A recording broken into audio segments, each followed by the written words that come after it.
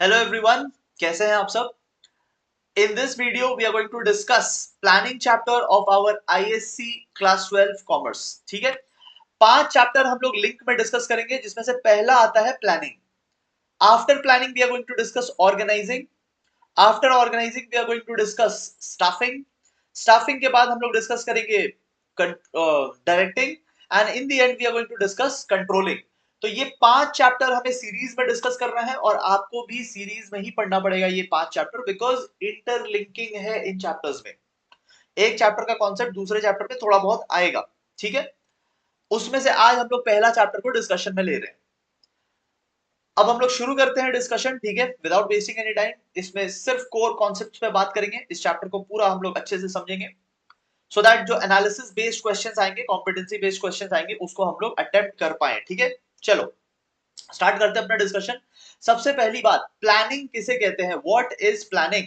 तो प्लानिंग हम लोग कहते हैं जब हम लोग फ्यूचर कोर्स ऑफ एक्शन आज डिसाइड कर ले, फ्यूचर में क्या करना है, when we decided today, that is called planning. So deciding your actions to be taken in future, in simple words, that is planning. Pre-decided course of action को planning कहते हैं। ज्यादा इसमें टाइम वेस्ट नहीं करना, क्योंकि एग्जाम में ये सब नहीं पूछेगा। ठीक है, बट चैप्टर समझ रहे हैं ना। अच्छा, फीचर्स एक दो हम लोग समझ लेते हैं, नॉट वेरी इंपॉर्टेंट, बट एक दो हम लोग समझ लेते हैं। ठीक है, this is not very important, important तो उतना नहीं है। ठीक है, ये जो मैं करा रहा हूँ, मैं अपने बुक से करा रहा हूँ। जिनके पास मेरा बुक है प्लीज लेकर बैठिएगा, और आपको इसी में से करना है। जिनके पास नहीं है, आप मेरे ऐप से, जिसका लिंक नीचे गिवन है, उस ऐप से ऑनलाइन ऑर्डर कर सकते हैं। ठीक है, देखो यहाँ पे ध्यान से समझना, दो तीन फीचर मैं समझा देता हूँ। सबसे पहला, planning is goal oriented. Goal oriented, हमेशा प्लानिंग किसी टारगेट अचीव करने के लिए करते हैं। अब आपका एग्जाम आ रहा है, आप भी प्लानिंग करोगे, कहां से आपको अपने सिलेबस कंप्लीट करना है, कब तक आपको सिलेबस कंप्लीट करना है, कितने टेस्ट पेपर्स आपको सॉल्व करने हैं, कब तक आप रेडी हो जाना चाहते हो अपने एग्जाम्स के लिए, कितने रिविजन आपको कंप्लीट करने। तो ये क्या कर रहे हो, फ्यूचर में होने वाले एक्शंस को आज ही डिसाइड करो, दिस इज प्लानिंग। तो आप एक गोल, गोल जो आपका एग्जाम है, कोई आपका टारगेट है, कितना मार्क्स लाना चाहते हो, उसको अचीव करने के लिए प्लानिंग की जाती है। तो प्लानिंग हमेशा एक टारगेट अचीवमेंट के लिए किया जाता है। नेक्स्ट, प्लानिंग हमेशा फ्यूचर के लिए किया जाता है, बैक डेट के लिए प्लानिंग नहीं करते। जो वक्त गुजर गया उसके लिए प्लानिंग नहीं करते, it's always for the future. And एक सिंपल सा पॉइंट हम लोग कर लेते हैं, इंटेलेक्चुअल प्रोसेस है, माइंड रिलेटेड प्रोसेस है। इसमें हमने कोई एक्शन लिया नहीं है, इसमें हम लोग एक्शन लेने का डिसीजन ले रहे हैं। It is related to, it is a mental activity, it is an intellectual process. ठीक है, एक लास्ट पॉइंट में करा देता हूं, it is a primary function. Primary function यानी कि आप ऊपर देखोगे, मैंने आपको बोला था हम लोग 5 चैप्टर करने वाले हैं। Planning is primary. प्राइमरी मतलब जो सबसे पहले आए, ऑर्गेनाइजिंग, स्टाफिंग, डायरेक्टिंग, कंट्रोलिंग, ये सब बाद में आते हैं। The first one is planning. Planning नहीं होगा तो आप ऑर्गेनाइजिंग पे जा ही नहीं पाओगे, ऑर्गेनाइजेशन नहीं रहेगा तो आप स्टाफ ला नहीं पाओगे, स्टाफ नहीं आएगा तो आप डायरेक्शन देंगे किसको, और डायरेक्शन ही जब नहीं दिया तो कंट्रोल क्या करेंगे। तो basically this is the primary function, ये सबसे पहले होना चाहिए। ठीक है, इसीलिए प्लानिंग को प्राइमरी फंक्शन हम लोग बोलते हैं। ठीक है, so this is about the meaning. अब मैं आपको, बिफोर एनी अदर टॉपिक, मैं आपको पहले स्टेप्स पे लेके चलता हूं। स्टेप्स समझना ज्यादा जरूरी है, then will come back to other topic. Steps of planning. ठीक है, जितना मैंने यहाँ पे बोल्ड और अंडरलाइन किया है ना, आपको एग्जाम में उतना ही लिख कर आना। You can't right a lot, 3 pages का नहीं लिख के आ सकते, आपको उतना ही लिखना है जितना मैंने यहाँ पे लिख के दिया है। ठीक है, इनफैक्ट मैं आपको क्वेश्चन बैंक में अगर दिखा दूं,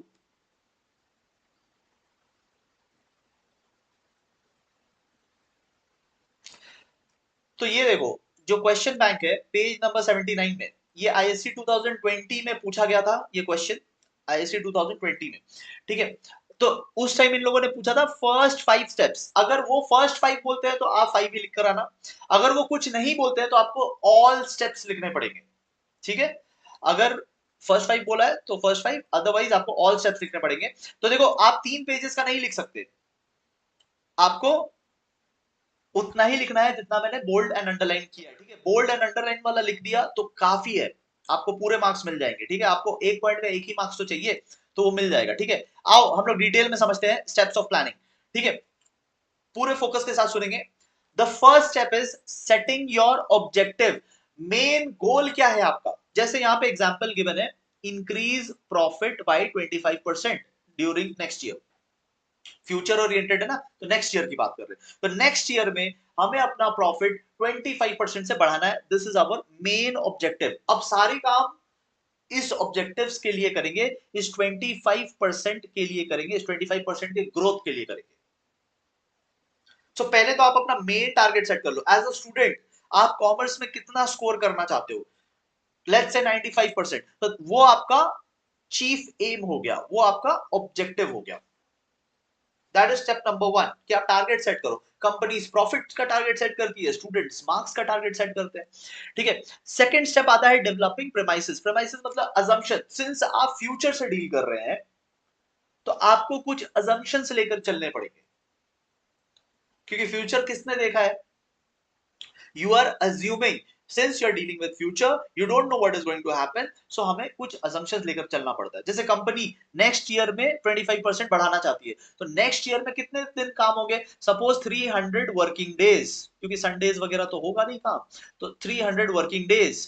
अब 300 वर्किंग डेज मान के चल रहे हैं, अभी कोविड जैसा सिचुएशन आ गया तो मिलेगा क्या 300 दिन? तब तो लॉकडाउन में बंद रहोगे। बट मान के चल रहे, तो कुछ चीजें ना आपको मान के चलनी पड़ती है। दैट इज स्टेप नंबर 2 कि कुछ अजम्पशंस ले लो। तो फर्स्ट स्टेप गोल सेट कर लो, सेकंड स्टेप अजम्पशंस ले लो। थर्ड स्टेप इज कि आप आइडेंटिफाई करो डिफरेंट कोर्स ऑफ एक्शन। ये जो 25% का प्रॉफिट बढ़ेगा, कैसे बढ़ेगा? How many ways are there? तो आपको एक रास्ता हो सकता है कि आप अपनी अर्निंग बढ़ाइए।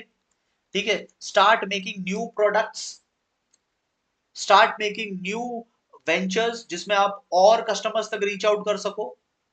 This is one way. तो अर्निंग बढ़ाइए, या फिर सेकंड ऑप्शन इज कि आप अपनी कॉस्ट को घटाइए। आप देखो आपकी कहां वेस्टेजेस हो रहे हैं, कहां रिसोर्स आपका बहुत ज्यादा लग रहा है, उसको कम करो। तो ये दोनों करने से आपकी प्रॉफिट बढ़ेगी, प्रॉफिट अच्छा हो जाएगा। अर्निंग बढ़ने से भी प्रॉफिट अच्छा होता है, कॉस्ट कम होने से भी प्रॉफिट अच्छा होता है। तो these are the various course of action. अब आप स्टेप नंबर 4 में इवैल्यूएट करो एंड चूज करो बेस्ट ऑप्शन। तो आप अर्निंग कैसे बढ़ाओगे, इसको इवैल्यूएट करो। What are you going to do to increase your earning, what are you going to do to decrease your cost. और दोनों में से जो भी अच्छे पॉइंट लगे आप उस बेस्ट ऑल्टरनेटिव के लिए चले जाइए, आप सेलेक्ट कर लीजिए उस ऑप्शन को। फिर आता है फॉर्मुलेटिंग डेरिवेटिव प्लान। मतलब बिग प्लान क्या है? बिग प्लान तो ये 25% ग्रोथ चाहिए, that is my chief aim. ये क्या है? ये चीफ एम है, फर्स्ट वाला जो objective, that is my chief aim. But मुझे कुछ चीफ एम को पाने के लिए कुछ छोटे छोटे प्लान्स भी बनाने पड़ेंगे, तो ये स्मॉलर प्लान्स है। These are what? Smaller plans. बड़े प्लान को अचीव करने के लिए छोटा प्लान है। अब मैं अगर कॉमर्स में 95% टारगेट कर रहा हूं, तो मैं पूरा कॉमर्स एक बार में तो नहीं पढ़ूंगा ना। मैं पहले 4 चैप्टर पढ़ूंगा, 4 चैप्टर को पढ़ के मैं उसके क्वेश्चंस को अटेम्प्ट करूंगा। Then I move to next 4 chapters, then I move to. तो ये क्या है, मैं छोटे छोटे टारगेट्स लेकर अपने बड़े टारगेट्स की तरफ मूव कर रहा हूं। ठीक है, तो my big target is my chief target, but for that I have to make some smaller plans. समझ गए? Next is securing cooperation. Point number 6 is securing cooperation. तो अब क्या है, देखो इंडस्ट्री में आप अकेले नहीं हो। इंडस्ट्री में अगर आपको 25% का ग्रोथ चाहिए तो वो अकेले नहीं होगा, आपको जो बाकी टीम मेंबर्स हैं उनको भी ऑन बोर्ड लेना पड़ेगा, उनको भी अपना प्लान समझाना पड़ेगा, उनसे भी एक्सेप्टेंस लेनी पड़ेगी, तो ही फिर काम होगा। Because organisation is a team work. ठीक है, तो ये आप कम्युनिकेट कर देना बाकी लोगों को, एंड उनको भी अंडरस्टैंडिंग आ जाए। ठीक है, वो कोई चीज क्यों कर रहे हैं उसकी अंडरस्टैंडिंग उनको आ जानी चाहिए। ठीक है, क्योंकि पूरा ग्रुप को एक साथ चल रहा है। एंड लास्ट है फॉलो अप एक्शन। तो आपका प्लान कितना सक्सेसफुल हो रहा है, whether you are on track और नॉट, इसके लिए आपको फॉलो अप एक्शन लेना पड़ेगा। आपको बीच बीच में देखना पड़ेगा कि आप अपने गोल की तरफ जैसा सोचे थे वैसा ही बढ़ रहे हो या नहीं। अदरवाइज आपको रिवीजन करनी पड़ेगी, अपनी प्लान्स में चेंजेस करने पड़ेंगे। ठीक है, जितना मैंने बोल्ड अंडरलाइन किया है, ठीक है, कहीं कहीं पे अंडरलाइन किया है, कहीं कहीं पे बोल्ड किया है, अगर आप सिर्फ उतना भी लिख कर आते हैं, बाकी आगे पीछे का तो सिर्फ समझाने के लिए लिखा है। If you just write the bold lines and the underlining that I've done, if you only write those lines, आपको उस पॉइंट के लिए 1 नंबर मिल जाएगा, 5 पॉइंट के लिए 5 नंबर मिल जाएंगे। ठीक है, 3-4 पेजेस आप नहीं भर सकते एग्जाम में, आपको लिमिटेड लिखना है, उसके लिए मैंने ये कर दिया है। ठीक है, चलो। तो स्टेप्स आप समझ गए। ऑब्जेक्टिव सेट करना, कुछ अजम्पशंस बना लेना, कितने ऑल्टरनेटिव्स हैं पहले वो पता करो, बेस्ट ऑल्टरनेटिव को सिलेक्ट करो, छोटे छोटे प्लान्स बनाओ, सबको समझाओ एंड फॉलो अप करते रहो। These are the 7 steps. Exam में 5 पूछेगा तो आप 5 बताकर आओगे, ठीक है। ओके, अब हम लोग चलते हैं चैप्टर का जो पार्ट छोड़कर आए थे वहां। तो स्टेप समझ गए। अब हम लोग देखते हैं इंपॉर्टेंस ऑफ प्लानिंग। क्या जरूरत है इतनी प्लानिंग करने की, क्या जरूरत है प्लानिंग करने की। आप में से बहुत सारे लोग एग्जाम्स की तैयारी कर रहे हैं विदाउट एनी प्लान। तो आप लोगों के लिए खास करके आप समझ लो प्लानिंग करने से क्या होता है, क्या बेनिफिट मिलता है, क्या एडवांटेजेस होते हैं प्लानिंग करने के। तो देखो, सबसे पहला बात, आपका फोकस बना रहेगा। क्या होगा, आपका फोकस बना रहेगा। जब आपके सामने गोल रहता है और आप उस गोल की तरफ जाते हो तो फिर आपका फोकस बना रहता है। आप अननेसेसरी एक्शंस नहीं लेंगे, आप ऐसा काम नहीं करेंगे जिसका गोल से कोई लेन देन ना हो। आप फिर वही काम करोगे जो प्री डिसाइडेड है and it is related to your goals, ठीक है। तो it will act as a guide in deciding what actions are to be taken. Again मैंने बोल्ड कर दिया, आपको सिर्फ बोल्ड लाइन लिख कर आना है, ठीक है, आपको उसके मार्क्स मिल जाएंगे। तो प्लानिंग करोगे ना, तो planning will serve as a guide. आपको क्या करना है, प्लान के अकॉर्डिंग काम करना है। प्लान नहीं होगा तो केओस आ जाएगा। Next, it will make your activities meaningful. आप कोई चीज क्यों कर रहे हैं, जब वो समझ में आता है ना कि क्यों कर रहे हैं, तो फिर उसमें इन्वॉल्वमेंट आता है हमारा। पढ़ाई से ही ले लो ना, आपके स्कूल में आप अपने क्लास में देखोगे अलग अलग टाइप के स्टूडेंट्स हो गए। आप किसी से पूछोगे क्यों पढ़ रहे हो, वो बोलेगा मैं इसलिए पढ़ रहा हूँ क्योंकि मुझे इस कॉलेज में एडमिशन चाहिए और उसमें बड़ा बड़ा अच्छा नंबर लाना होगा तो ही मुझे एडमिशन मिलेगा। तो कोई एडमिशन के लिए पढ़ रहा है तो उसने अपनी पढ़ाई को मीनिंगफुल बना लिया। Why you are studying, to get admission in a college. किसी और से पूछो क्यों पढ़ रहे हो, मुझे ना 95% लाना है, मुझे अपने घर में सबसे ज्यादा मार्क्स लाने वाला स्टूडेंट बनना है। तो उसका भी एक गोल है, वो भी एक मीनिंग के साथ पढ़ रहा है। वो भी डेली क्यों पढ़ता है, क्योंकि उसका भी प्री डिसाइडेड है मुझे एक परसेंटेज लाना है, किसी को कॉलेज में जाना है। बट अगर आप किसी और से पूछोगे कि क्यों पढ़ रहे हो, क्या पता क्यों पढ़ रहे हैं, पेरेंट्स ने डाल दिया स्कूल में तो जबरदस्ती पढ़ रहे हैं।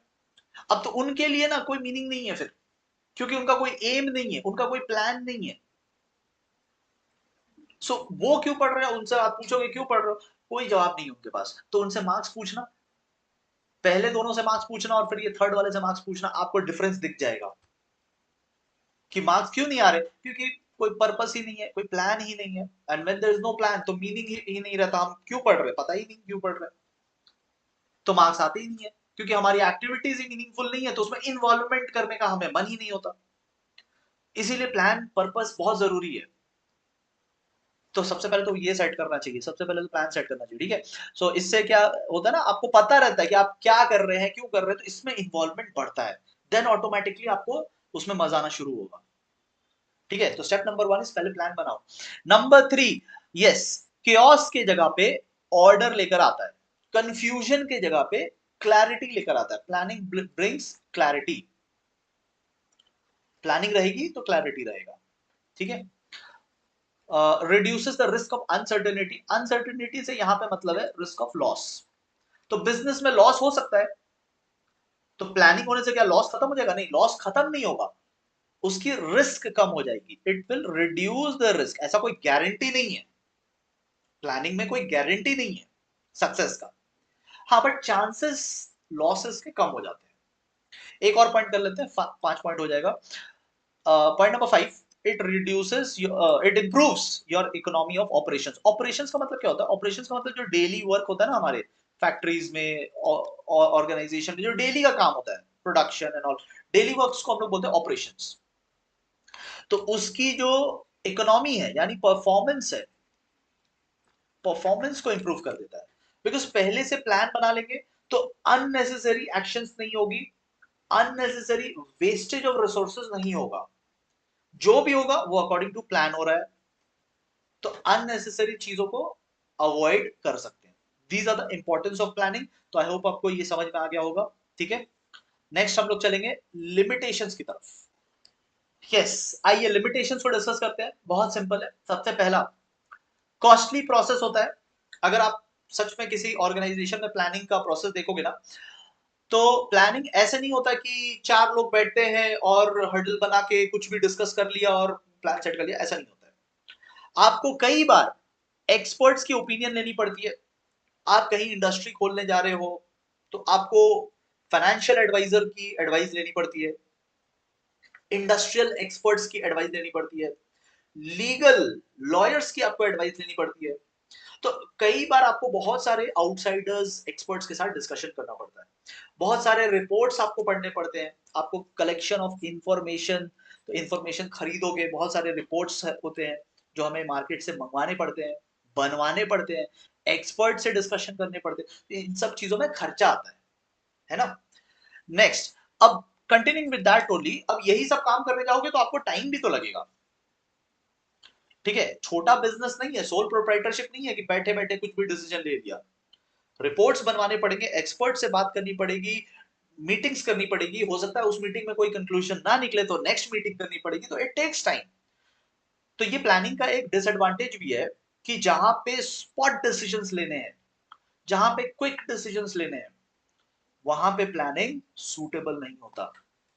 ठीक है, ये देखो यहाँ पे लिखा हुआ है, जो जो इंपॉर्टेंट है वो सब मैंने बोल्ड कर दिया, आपको कुछ एक्स्ट्रा मेहनत नहीं करना, आपको बस बोल्ड और अंडरलाइन वाले लाइंस को याद रखना है। ठीक है, नथिंग एल्स, आगे पीछे जो लिखा है वो आपको समझाने के लिए लिखा है।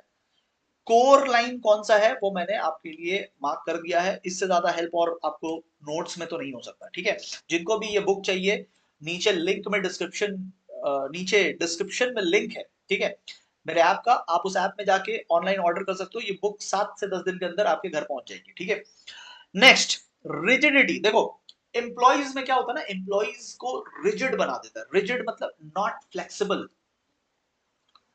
एम्प्लॉइज में एक टेंडेंसी होती है सेफ खेलने की, एम्प्लॉइज ज्यादा अपने हिसाब से काम नहीं करते, उनको जैसा इंस्ट्रक्शन आ जाएगा ना वो वैसे ही कर देंगे।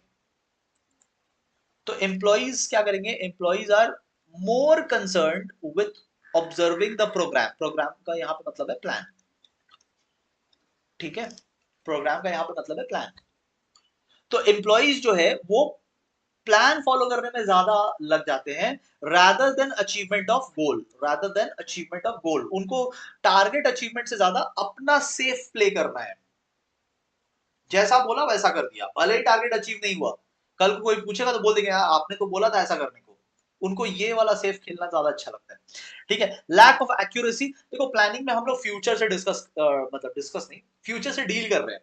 अभी देखो, हमने जब स्टेप्स किया था, तो सेकंड पॉइंट देखो, सेकंड पॉइंट क्या है, पॉइंट नंबर 2, जब हम लोग स्टेप्स कर रहे थे, प्रीमाइसेस के बेसिस पे हम लोग काम करते हैं, यहाँ पे अजम्पशंस के बेसिस पे काम करते हैं।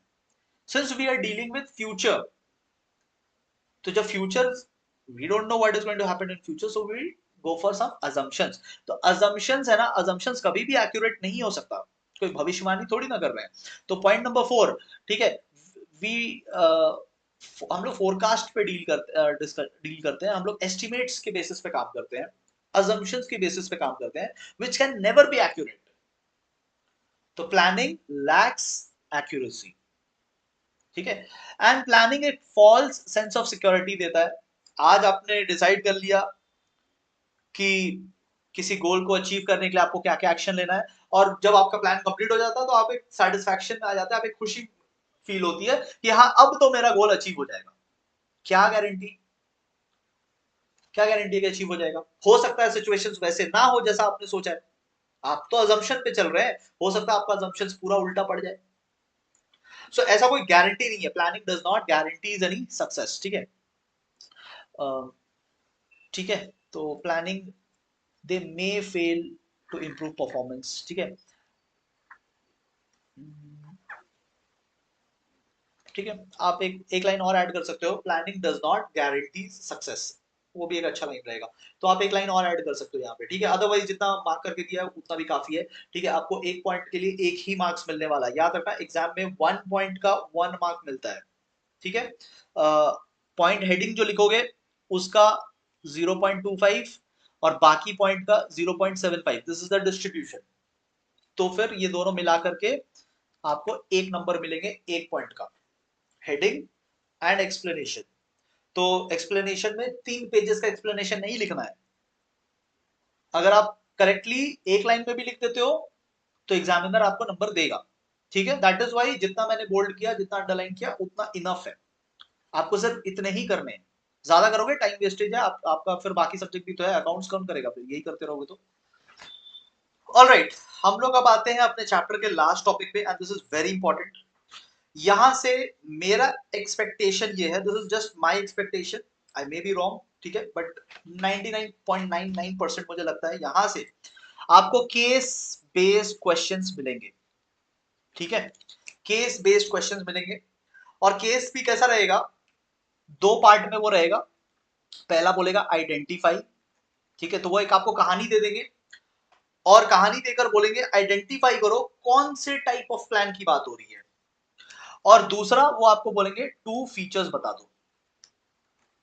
ठीक है, टू फीचर्स बता दो।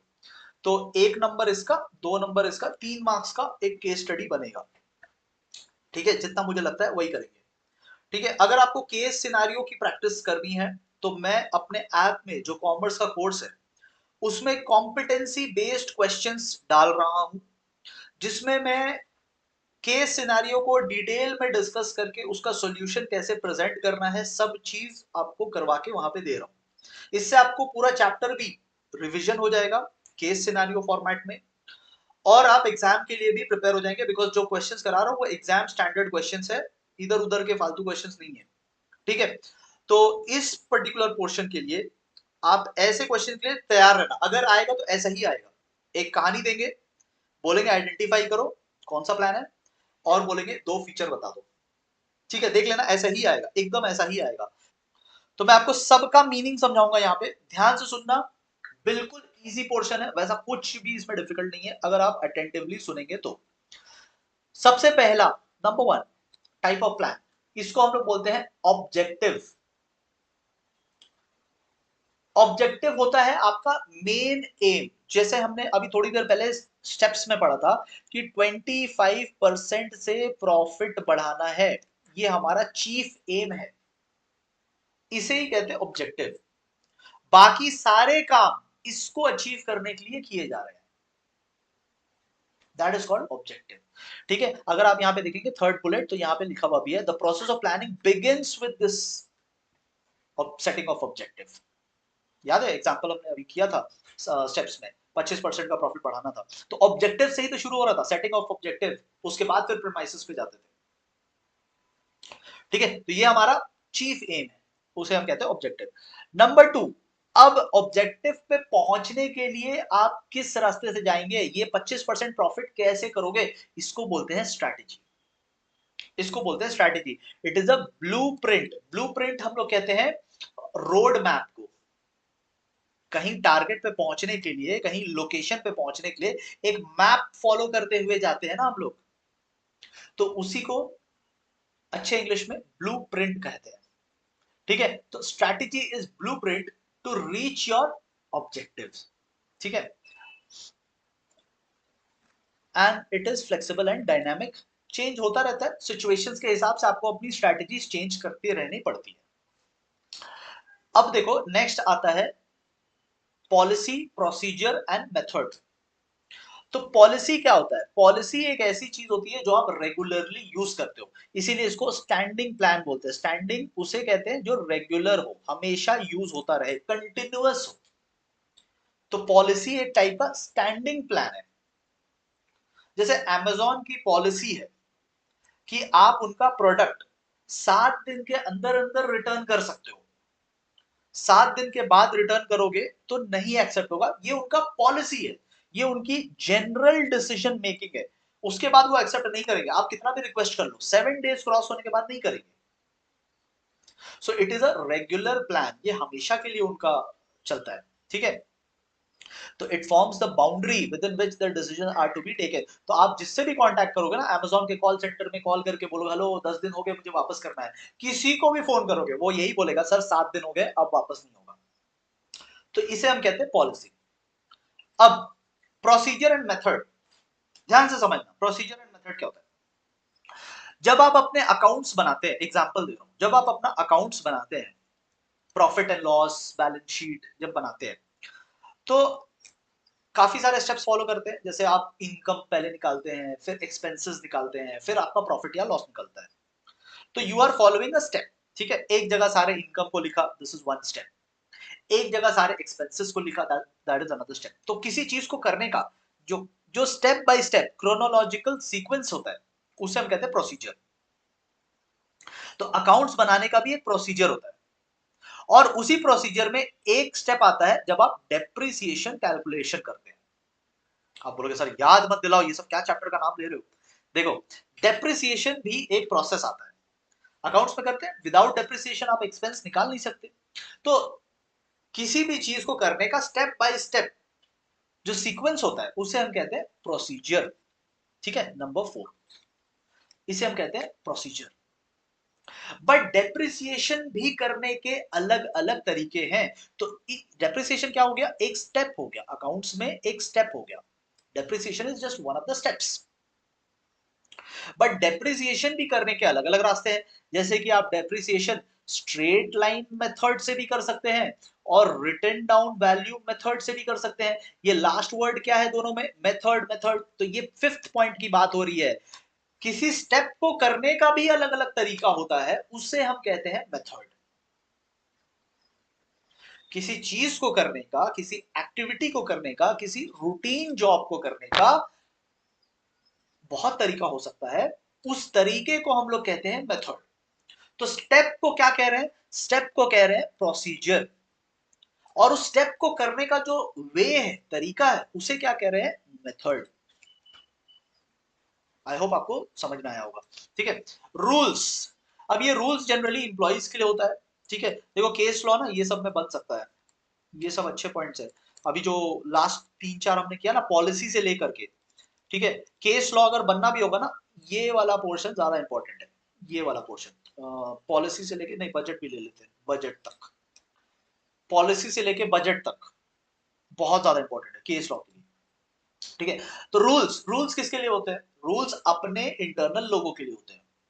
स्कूल है तो स्टूडेंट्स के लिए रूल होगा, ऑफिस है तो एम्प्लॉइज के लिए रूल होगा। तो एम्प्लॉइज की यहाँ पे बात हो रही है क्योंकि हम लोग ऑफिस एनवायरनमेंट की बात कर रहे हैं। तो rules are again standing plan. Standing plan मतलब जो हमेशा चलता रहेगा, यूज में आता रहता है, स्टैंडिंग प्लान, ठीक है। तो rules are guidelines to maintain discipline. कितने बजे आना है, फॉर्मल क्लोथ्स में आना है, कितने बजे जाना है, ठीक है। आपको काम एब्सेंट करोगे तो कितने पैसे कटेंगे, all these are rules. Smoking कहाँ नहीं करना है, नो स्मोकिंग एरियाज होते हैं ऑफिस में, दीज आर रूल्स, ठीक है। सो पॉइंट नंबर 3 से लेके ना पॉइंट नंबर 7 तक बी अवेयर, केस स्टडी ना यहाँ से ज्यादा बनने के चांसेस है, बनेगा तो इसमें बहुत कंटेंट है बनाने के लिए, पॉइंट नंबर 3 से पॉइंट नंबर 7 तक। बजट, अब बजट एक सिंगल यूज प्लान है, सिंगल यूज यानी एक बार यूज होता है। बजट क्या होता है, बजट होता है आपका नेक्स्ट ईयर का फाइनेंशियल प्लान। नेक्स्ट ईयर का ये फाइनेंशियल प्लान होता है, पैसों से रिलेटेड। अगले साल आप कितना अर्निंग करने वाले हैं, क्या सोच रहे हो कितना अर्निंग कर सकते हैं, एंड अगले साल कितने एक्सपेंसेस करने वाले हैं, इसका एक रफ प्लान को हम लोग बजट बोलते हैं। तो ये सिर्फ अगले साल के लिए बन रहा है, ठीक है। ये सिर्फ नेक्स्ट ईयर के लिए बन रहा है, उसके नेक्स्ट ईयर फिर से प्लान बनाएंगे। तो ये बस एक बार यूज होने वाला है, इसीलिए इसको सिंगल यूज प्लान कहते हैं। दिस इज बजट, ये फाइनेंस से रिलेटेड है। पॉइंट नंबर 3 से पॉइंट नंबर 7 वेरी इंपॉर्टेंट, ठीक है, वेरी इंपॉर्टेंट। ओके, नेक्स्ट आता है programme. Programme is again a single use plan, programme भी सिंगल यूज प्लान है। तो प्रोग्राम क्या होता है, किसी चीज को स्टैब्लिश करने के लिए छोटे छोटे प्लान्स बनाने पड़ते हैं, डेरिवेटिव प्लान्स बनाने पड़ते हैं, उसे हम कहते हैं प्रोग्राम। जैसे यहाँ पे आप देखोगे लिखा है, आपको ऑब्जेक्टिव्स अकम्प्लिश करने हैं, अचीव करने हैं, you want to achieve an objective. 25% का ग्रोथ चाहिए आपको, 25% का ग्रोथ चाहिए। तो कैसे करेंगे, क्या पहले ही दिन 25% का ग्रोथ आ जाएगा, no, it is a step by step process. आपको धीरे धीरे कुछ कुछ एक्शंस लेकर करना पड़ेगा। तो वो कुछ कुछ एक्शंस क्या होंगे, उसी को बोलते हैं प्रोग्राम। जैसे वन ऑफ द एग्जांपल, आपको अपने स्टाफ्स की ट्रेनिंग करनी पड़ेगी, with trained staff you can get better result. तो बेटर रिजल्ट क्या हुआ, बेटर रिजल्ट आपका ऑब्जेक्टिव हुआ, better result is your objective. But इस ऑब्जेक्टिव को अटेन करने के लिए स्टाफ की ट्रेनिंग कर रहे हैं, वो स्टाफ की ट्रेनिंग क्या होगी, प्रोग्राम। तो कोई बड़े प्लान को अचीव करने के लिए छोटे छोटे जो एक्शंस लेते हैं ना, उसे हम प्रोग्राम कहते हैं। ठीक है, सो इसके साथ हमारा प्लानिंग चैप्टर कंप्लीट हो गया। जिनके पास भी मेरा बुक है, आज तक जितने भी क्वेश्चंस एग्जाम में बने हैं, सबका मैंने सॉल्यूशन के साथ क्वेश्चन बैंक में कवरेज दिया है। ठीक है, आपको ये कवर करना है अपने एंड से, इसको कंप्लीट कीजिएगा। जितना मैंने लिख कर दिया है, जितना बोल्ड एंड अंडरलाइन करके दिया है, आपको बस उतना ही करना है, you don't have to do anything else. ठीक है, और आपका ये चैप्टर आराम से आपको 6 to 8 मार्क्स दे करके जाएगा। ठीक है, आपको ये चैप्टर कैसा लगा आप जरूर बताइएगा। अगर अच्छा लगता है तो आप इस चैप्टर को, इस वीडियो को बाकी फ्रेंड्स के साथ भी जरूर शेयर करना। ठीक है, thank you so much everyone, will meet very soon with next chapter, organising.